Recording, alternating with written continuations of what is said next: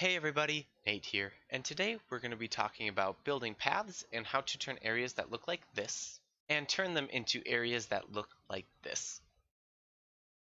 The first thing we want to do when building our path is to figure out what we are connecting and how we are going to expand our path potentially in the future. So for example, if I wanted to connect this large tree to the tree over there, I would want to determine if I'm going in a straight line to that tree, if I'm going to go around terrain, if it goes down, if it goes up, how I want to go about doing that, as well as if I'm going to add things to the path in the future, whether I might add a bridge over this water or have the path lead out that way to something else. So always keep in mind where your path will be going and what you would like to add to your path in the future when determining where to build your path. The next part is choosing your path and what blocks you want to use for your path. So here I have three pretty standard paths that I see very often in Minecraft that can get the job done and are pretty easy to make and to use and are very good at connecting things that go in straight lines or just have small turns on flat surfaces. These paths use a combination of stone and slabs of different types that are either above the surface or below the surface. These paths do well in cities that are kind of industrial or have very large buildings. They kind of keep a theme of a very large scale city very well. Some other paths to help connect smaller areas or things that have turns and a lot of different connections would be paths that don't necessarily have lifts on the side, so things like the grass path, like you would find in a village, mycelium, which difficult to find in survival, but if you are able to find it, looks very cool in different paths, as well as things like gravel. Some other choices that you can use are things like carpets.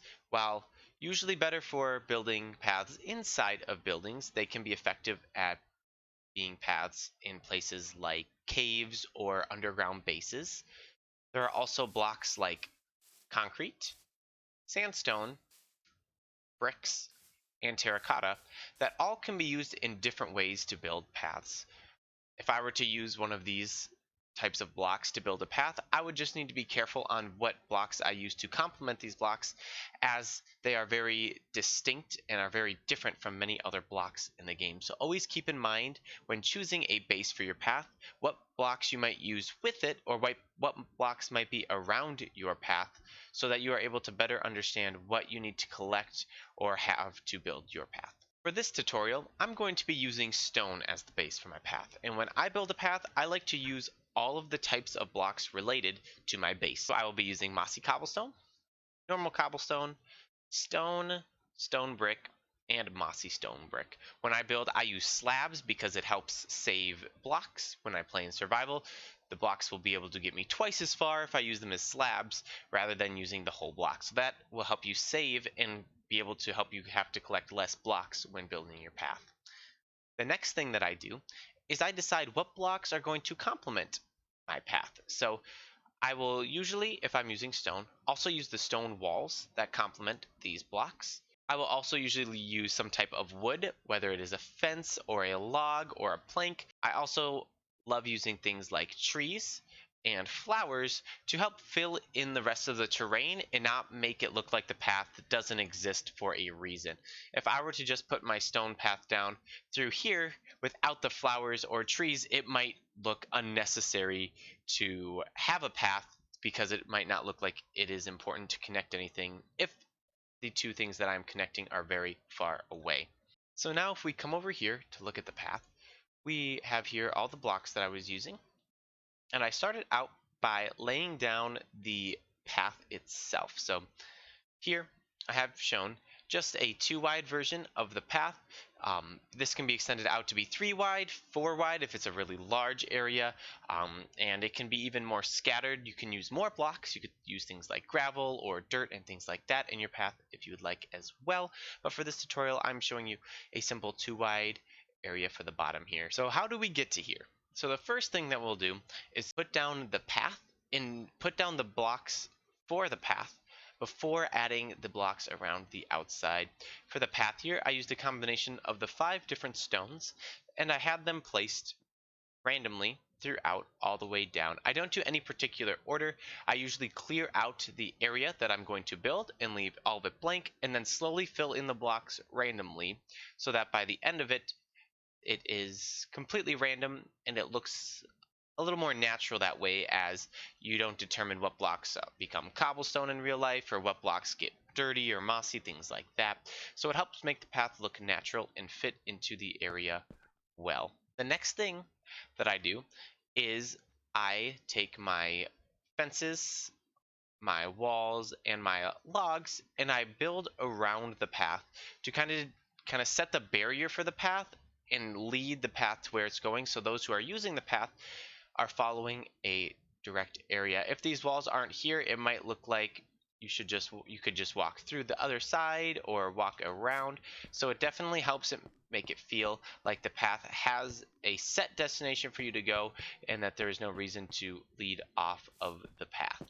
I use a combination of the walls and fences to make it seem like the fences are down there to kind of guide you, and then the walls are more here to kind of keep the land in, kind of support the hill, as we have cut into the land here a little bit to make this path. I also terraformed this path a little bit, as this hill was pushed out here a little bit more, but I pushed it back so I could use all slabs all the way up and make it more smooth as a transition going up the hill. This also created the effect of having hills on the side of the path, which help it not look flat and fill the area more around the path, so it looks kind of closer together and kind of more natural in that way. I really like having paths that look natural and use the space effectively and use a lot of blocks in that space when I build. Your builds might be different. You might enjoy having open spaces or having wide open areas, and that is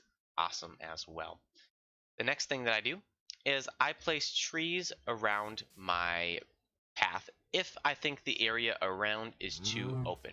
So this area out here really doesn't have any trees. It's kind of a plains area. Without these trees, it doesn't really look like the path has a reason to come through here. So the trees help say the path is going this way because the path is avoiding the trees. So around here, my path comes through, and see there is a hill and trees here. So it makes sense that the path turns like this because of that. I also added bushes here by putting the leaves around a log, and it kind of creates a closer feel than the normal trees because it can be down on the path level and kind of break up the view for areas that are open on the hill here. Without this here, it might be hard to just fill it with something else, or it might look like an unnecessary open space that really wouldn't make sense. So it helps fill out the area and make the path look warmer and more natural. After I add the trees, I go back through and I add grass and I add flowers. These flowers add a lot of color, as my path is gray, green, and brown, which aren't really happy colors. They aren't very colorful.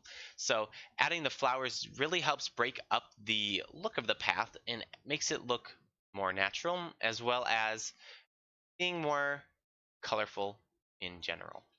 A path like this is very easy to create in survival mode, which is where I do all of my building, because these blocks are very easily attainable. To obtain most of these blocks, you just need to collect them while you are exploring in Minecraft. However, there are a few blocks that have to be crafted, which are the stone, brick, and cobble that are mossy. To do that, all you need to do is collect vines and combine them with the cobblestone or the stone brick in your crafting menu, and it makes the mossy versions of them. To collect vines, all you need is a shears, and that will give you vines. You can also do things to this path, such as adding vines to the path that might sit on the trees. If you're going for that, you might want to add things such as the lifts on the sides here. If you would like to close off the path even more, that is a possibility. You might also want to add lights, such as lamps or torches or lanterns, as well as things like redstone lamps and glowstone.